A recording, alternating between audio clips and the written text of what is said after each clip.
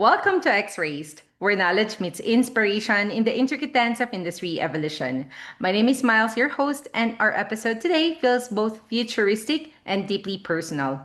Facial recognition and the protection of human identity and intelligence. I'm sure we've all experienced it, unlocking our phones with a quick glance, breezing through airport gates, or even seeing personalized ads that somehow recognize us. Convenient? Absolutely. But it also raises a powerful question. Are we protecting the very identity that defines us? So let's unpack this with our guest who understands both the technical and the human sides of organizational transformation. He's an international business leader, change management consultant, innovator, and mentor who's been helping organizations achieve successful outcomes by aligning growth, preparedness, and capability. Please welcome back to X-Rays from ACI Global and e-Quip, Marcus Batten. Hi, Marcus. Hi, Miles. How are you? Great. How are you? Good morning. Good. Yeah, as I think you know, this is facial biometrics and recognition. One of my pets for many years. Yeah, your Uh, expertise. well, I think yeah, there's a cartoon that we don't need to show, but it's a cartoon of two dogs on a computer that I Uh-huh. have. And the person you're dealing with, you never know. It could be just a dog online. So Yeah. if you've not facially identified someone properly, you don't know who you're dealing with. Right.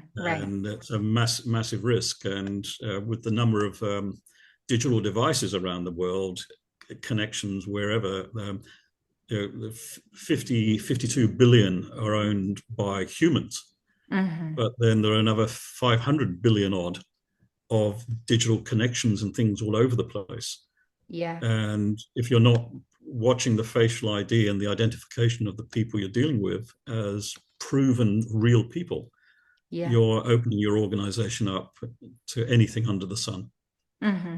And you've been Mhm. part of some of our most thought-provoking discussions, Marcus, on human intelligence, knowledge Yeah. management, and now facial recognition. It really feels like we've arrived at the most personal layer of this series, our face, our identity, most especially our data. So let's start by looking at how this technology is reshaping the landscape around privacy, ethics, and trust.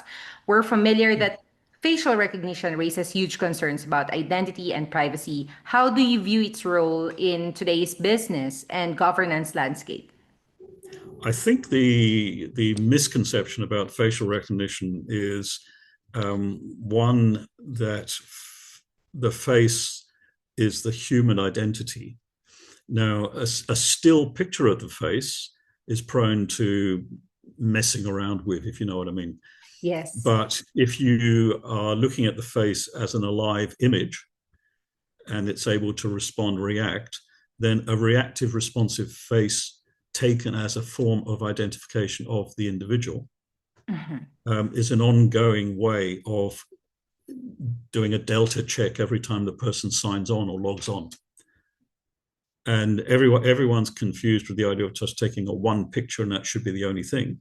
In the analog world, that's fine because you go with your driver's identity in your hand and someone looks at your thing you're holding and they look at your face, and if the two don't align, Mhm. um, the logic then says in organizations, if you can't get that flow of process happening and aren't running a delta monitoring of a facial ID over time that's lined up against an identity that's proven and double checked on a regular basis, Uh-huh. then you're leaving yourself open to everything under the sun for hackers to have a go at you. So you have a digital image and a database, and you first engage with a person, and you take that image as your reference. In the background, you have quality checks against global databases, but initially that's not the relevance. First of all, it's just capture the face as an alive and kicking facial biometric and link it to an identity. And Mhm. then every time that person engages with you or looks in, it's got to be that same identity you got the first time. So, first of all, that's the basic facial capture that's needed. Mm-hmm. And then after that, obviously proving the reality of the person. Is Marcus Batten, or am I Michael Batten? Mm-hmm. That's more detail later. Yeah, the data. Yes. But nothing has changed in the last 2,000 years. Royal families used to have miniature paintings done Mm-hmm. of their relatives. They used to give those to the guards at the different stations in their country so Mm-hmm. that the members of the royal family didn't get shot. Uh-huh. Wow.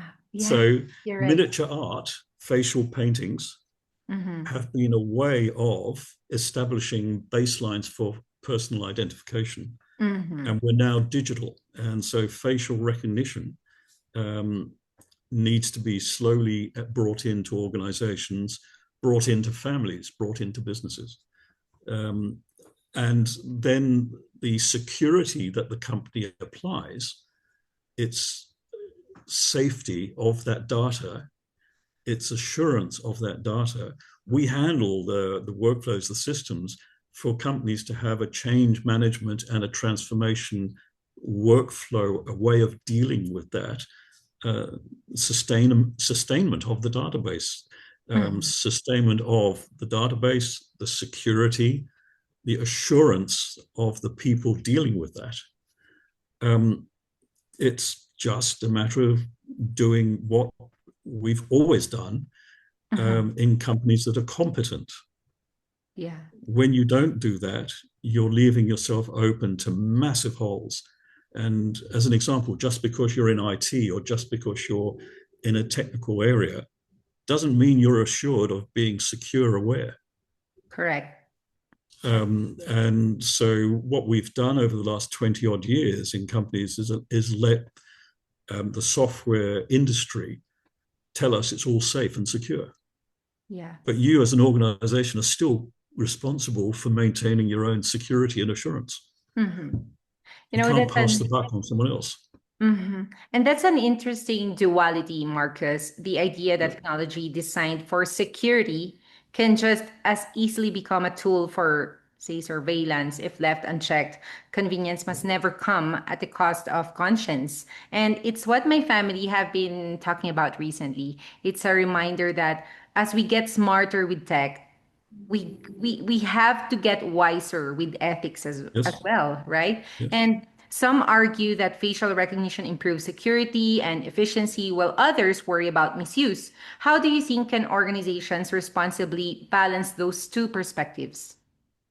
The organizations need to have secure and trusted workflows, secure and trusted cross-checking, um, and yes, take the facial ID.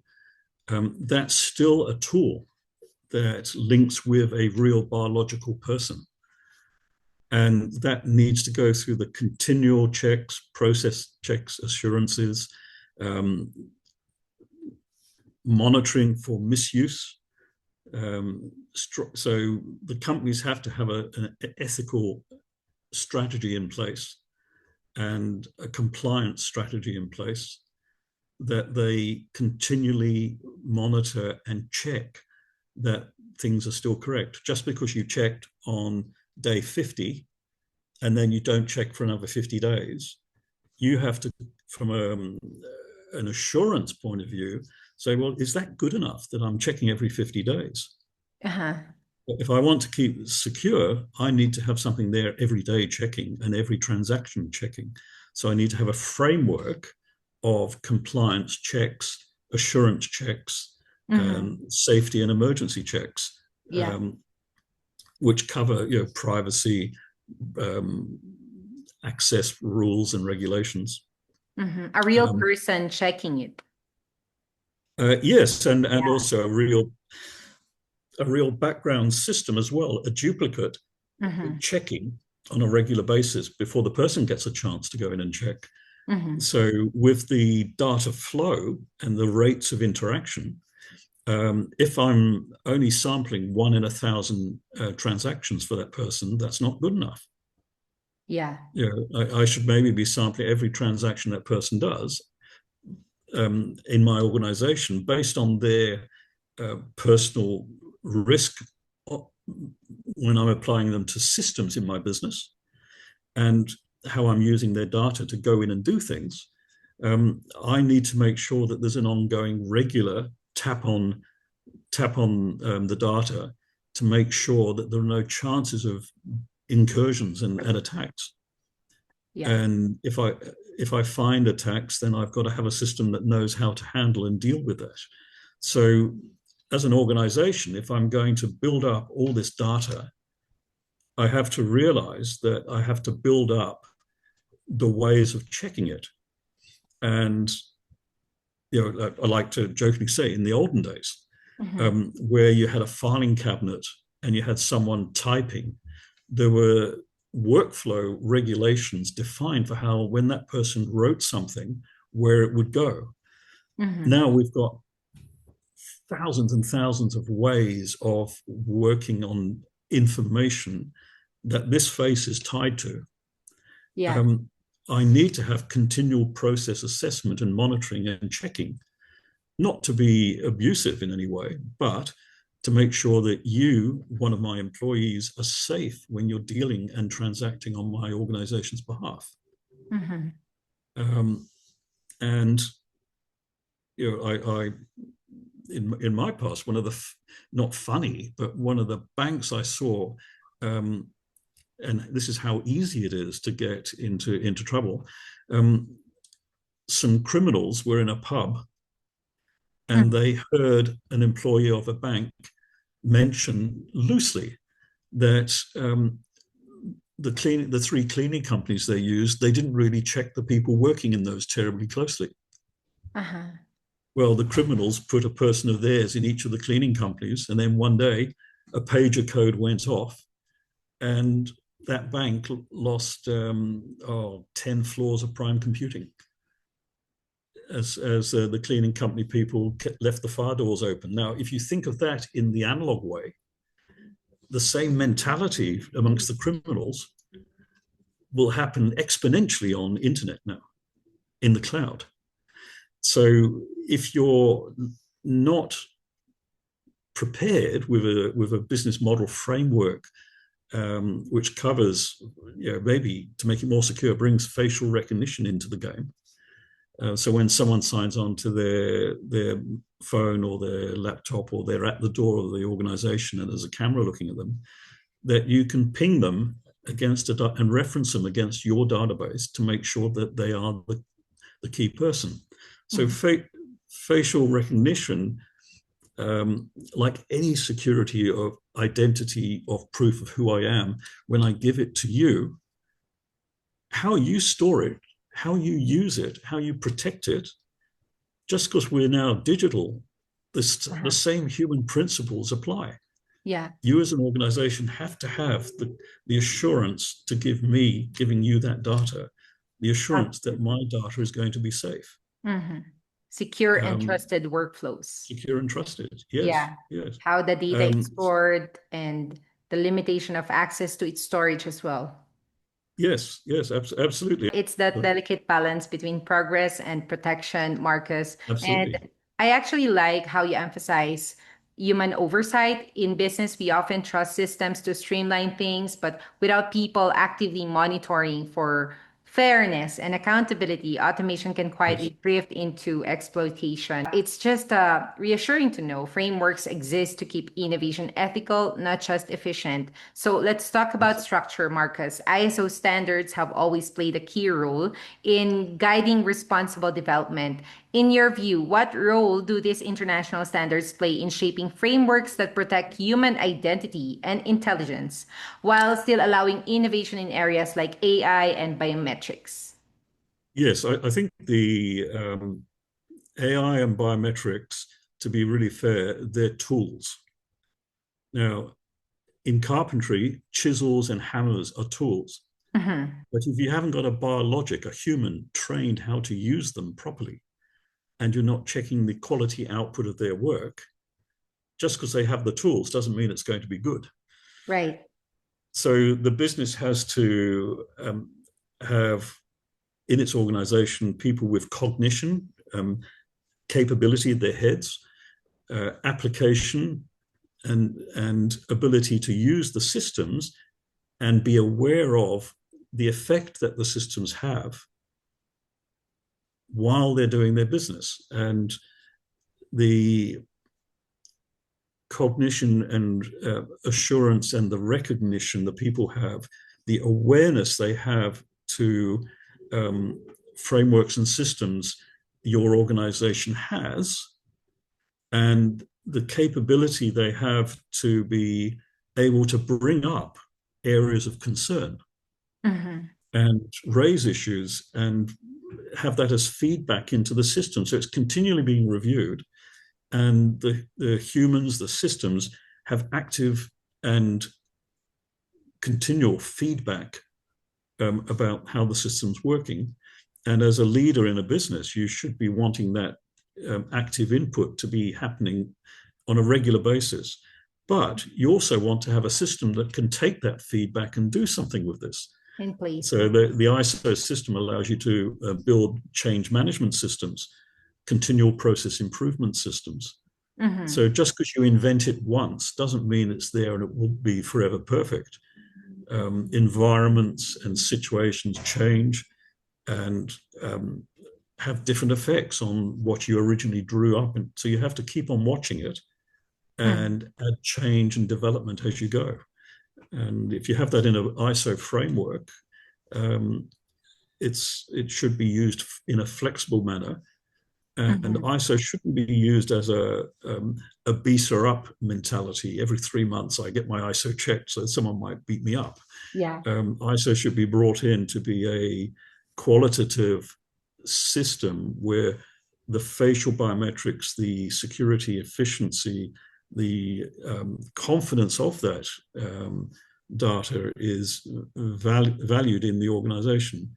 Um, so process, policy, all those structures are brought together in a homogeneous framework. Yeah. And again, yes, are not fixed in place. Yes. They're open to check, plan, do, act, review, change, and all the standard generic ways of being. Mm-hmm. Um, so nothing It, is ever perfect all the time. Yeah, yeah, just the perfect balance of creativity and constraint. I think that's something yes, most of our audience can appreciate, Marcus. yes, ISO creating guardrails that make innovation sustainable and trustworthy. Because as we all know, in the long run, trust is innovation's best currency. I've heard that a couple of times, and I think that makes sense in this context. Also, that's employees so and true. customers. Yeah, and employees and customers alike want to feel safe, especially when their most personal data, like facial recognition or biometrics, is Yes, involved. How yes. can companies build trust that their use of these technologies isn't crossing ethical boundaries? Well, I think if they build the trust and have the team involved in the review of the frameworks, the structures, the systems they're putting in place, and um, shaping those, ISO plays a part in shaping those frameworks, and you have protection, which is protection of the risk management environment. And behind that, the ethical governance. So you don't want to put massive structures in place that restrict the people so they Mm-hmm. can't be creative and perform. Mm-hmm. Um, Bias and fairness, obviously, it's got, with AI coming in, AI allows a certain development of algorithms, but understanding as a human what all the pieces are, how they can use the AI side of the game or the systems, and then obviously the privacy protection side of I'm giving that data as an example, my face, that's being given away as data. How's that going to be used? Is it going to be used in environments? If I'm giving you my face, is it going to be used where I expect it to be used? So you have to build the expectation up with your people. Um, Mm-hmm. if suddenly you give your face and then you find marketing is using your face on an advert without talking to you, Right. that's a breach of ethics. Mm-hmm. So I think you have to, and then if you do that and you haven't spoken to people, that will reduce their confidence in using the system. So you've got to maintain assurance and confidence, and um, enabling the whole thing is interoperability between all the processes and the systems and all the different people. Obviously, globally, the different languages involved, the different global societal ways of behavior. Uh-huh. If you deal in certain countries, you don't deal in a way of another country that they may be offended about. So you have to treat with respect the different countries you're working in.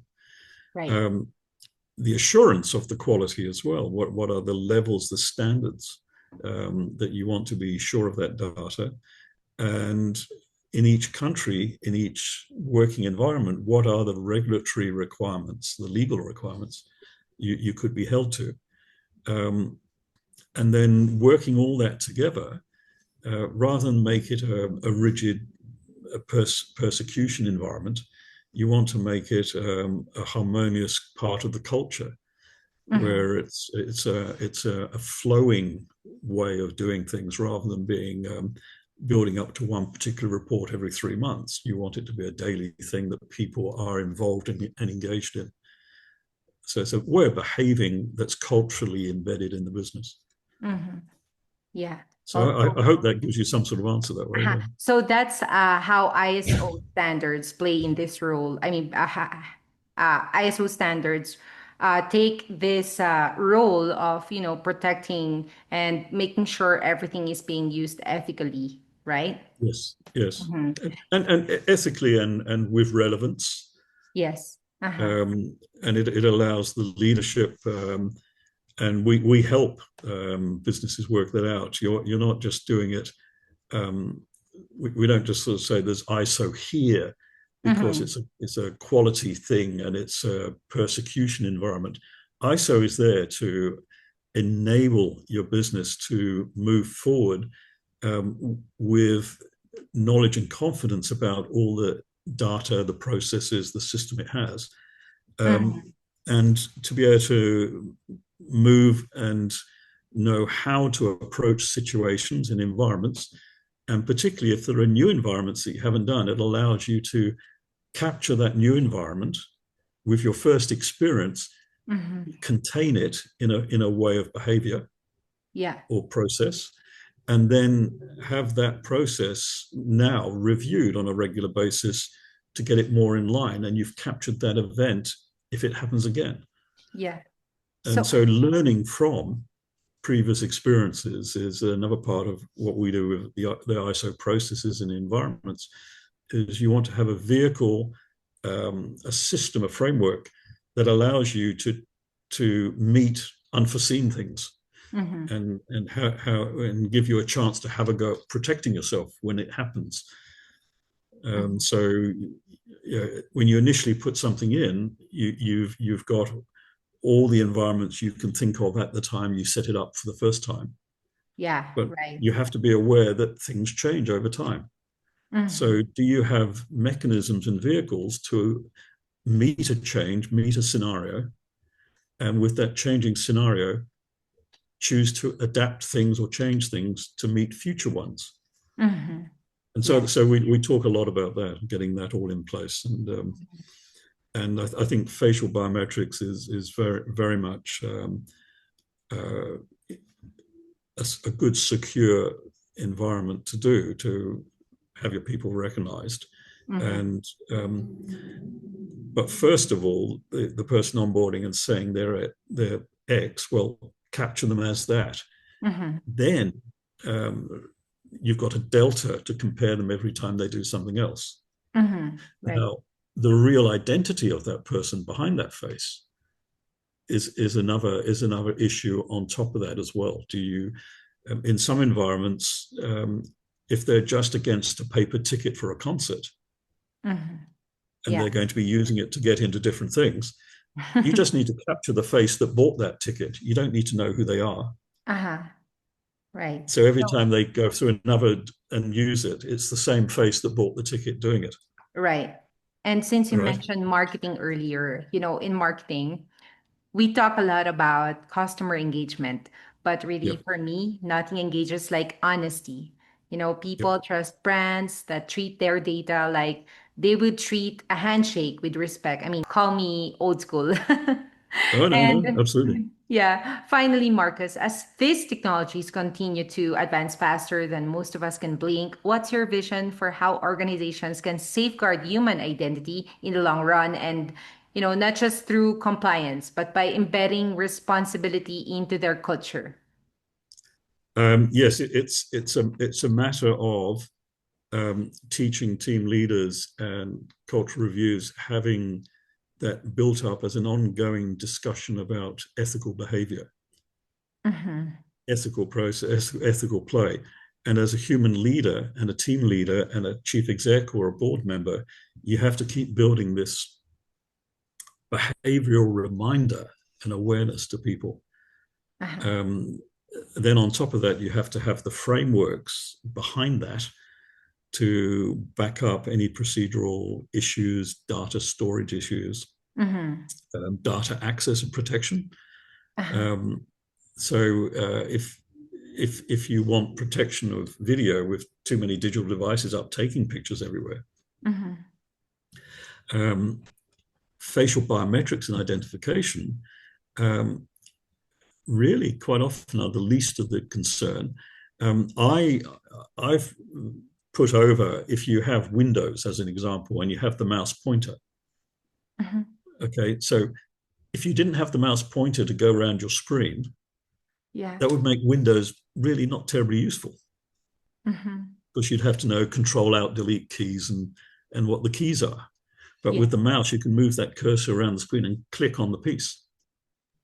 Now, the effect of what that has to make Windows a viable screen system for us. The facial biometric in the security industry is, I always say, is very similar to the mouse pointer effect in Windows. Mm-hmm. It takes security now Yes. from the average 40%, which it is really today. Mm-hmm. Once you've got facial biometrics worked out properly in your business or personally, your security level goes above 80%. Higher. So it gives you more of an assurance, a certainty. It just brings together the confidence in, but you still have to have the safety mechanisms behind your data storage. You have to have confidence that where that file is located and the data located, that when someone else with permission is allowed to go in there and access that information, Mm-hmm. the information is real. The Yeah. person accessing it is authorized to go in there and look at it. Mm-hmm. So you need to have frameworks in your own business of who's authorized and permitted to look at certain information. Yeah. Where is that information stored, and is it stored in a permitted environment Mm-hmm. with the secure envelope around it to the Yeah. levels of security you as the business owner or the government division owner or whatever have defined and expect. Mm-hmm. But then you need to lay that expectation out and ensure it's complied with. Yeah. So it's all these things, and it's not a fixed solution. It's a strategic way of being that you have to build your level of awareness. You have to build Mm-hmm. your level of assurance up, Yeah. and you have to build a framework that moves within the environment. Mm-hmm. Yeah. I hope that makes sense. Yes. And lastly, I think that's with the fourth question. Lastly, what's your with having said those frameworks, what's your vision for how organizations can safeguard human identity in the long run, but by embedding responsibility into their culture?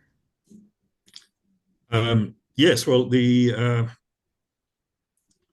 the whole thing is about the owners and the leadership being engaged, proactive, Mm-hmm. involved with their systems, their people, um, and having breeding a culture of security awareness. Now, that's not military security awareness, it's just common sense Mm-hmm. security. Um, and a classic example, sitting on a bus with speakerphone on, talking at the top of your Yeah. voice. Mhm. Well, that's silly. It Yeah, is. if you want to keep safe, but it's happening as you're aware. It's so Mhm. common, and we've had cases where I've been on a transfer, and I know that someone, by the time we get to the next, the final stop, you know that that person's got a partner who's on an air flight coming into this airport at a certain time, and they're a very important person. Mhm. That's all come out just as an example, a very loose Yeah. awareness of security. So Exposing there, something that is yeah, not supposed to be exposed. absolutely, no, and when in my previous career, when we were in the counterinsurgency environment and we were snooping and listening, those were the sort of things that we'd look for. Uh-huh. You know, if you were in intelligence looking out for info, it was just the loose, and we used to say in the Navy, loose lips sink ships. Yeah. That was the classic comment. Now, in the digital environment, it's even Mhm. worse, um, because you've got AI making AI of AI, as an example, on top of everything. Mhm. And then people, not knowing if something is AI generated or real person generated. And so fakerism can be put into the environment, and destabilizing of markets and of environments is a lot easier to do now if you don't have leadership that's got an awareness of the risk, and you haven't got the framework and the culture of your business generically defined using ISO, and that's where ACI comes in, and we set up the frameworks to allow Mhm. you. And I keep saying the fact that you have it there doesn't mean the incident couldn't happen, Right. but hopefully you've got enough generic preparation in place to react the right way to it, Mhm. and protect and shut the door and stop it happening again. Yeah. Um, because 100% assurance, I could never give anyone that. Of course. That's Yeah, quite if hard. absolutely, but But if you such haven't, that's such but what you're saying is a powerful takeaway, I would say, Marcus. Responsibility as a mindset, as you said, yes, having the yeah, sense of responsibility and security to protect your information. absolutely, and having an environment that your information is played in. Uh-huh. So you can define those environments, and if you're going outside that environment because of situation, having a Mhm. process for how you do that, and have all your people trained and reminded of that on a regular basis, so their Yeah. behavior in the field allows for the threat models that are out there. Mhm. Um, and so we're looking at data governance frameworks. We're looking at the threat models that you can think of and identify. Get the team to define them and Mhm. talk about what they should define as threat models. And Mhm. so, as a team, on a regular basis, strategically review those models that you talk about and ensure that they continually are checked and reviewed and updated where necessary. Um, and in all the systems and the products, um, permission for access, permission for retrieval, permission for engagement. Um, and then the cultural side, obviously, is training and empowering people with Mhm. their roles. Make it a responsibility of everyone in the organization. It's not Yeah, just one everyone has group. to contribute to Yep. make Yeah. sure everything is safe and secure. I think we've explored a lot today how facial recognition, this seemingly simple technology, has the power to either protect or compromise who we are. So thank you so much, Marcus, for guiding us through this complex topic with such clarity and insight. Every time you're here, we walk away seeing the bigger picture, not just what's changing in business, but what's at stake for people and Oh, and their absolutely. organization. Yeah. Thank Yeah. you. It's a Yeah. pleasure, Marcus. Pleasure. Thanks for your time, Mars. Thank you. For everyone tuning in, if you'd like to learn more about responsible innovation, ISO frameworks, and building capability within your organization, it's time to head over to aciglobal.com.au or check the link below. And that's a wrap. Thanks for joining us today. I hope you catch more of our episodes soon with Marcus and Ian. This has been your host, Miles. Stay focused and inspired with X-Raced.